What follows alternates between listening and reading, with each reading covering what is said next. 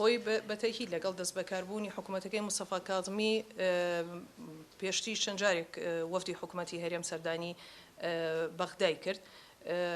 چەند هەنگاوێکی باشیان ناوە لە دانووسانەکانیانە و بزانام خۆشیان لە تەسریحاتەکانیانە ئیشاریان پێەکە گەیشتونەتە قۆناغێک بەڵام لەگەڵ دەستپێکردنی حکوومەتەکەی مستەفا کاظمی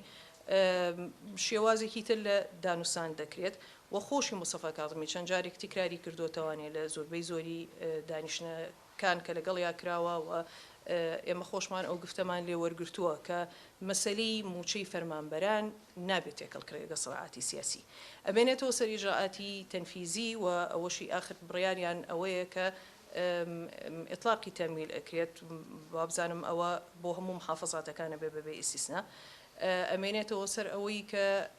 پیس بۆ ئەکات تۆزێ لە هەردوو لاوە لە حکوومەتی هەرێمی کوردستان بە دەرەجەیەک جدیتر بچنە پێشوانێتە ئەوکو ئەم مەسلەی سوء تەفاهمە لەسەر مەسائلی سیاسی دوورخەنەوانێت لە موچەی فەرمانبەران چونکە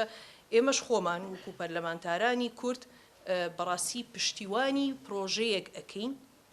پرۆژەیەک ئەکەین کە مافی خەڵک دابینکە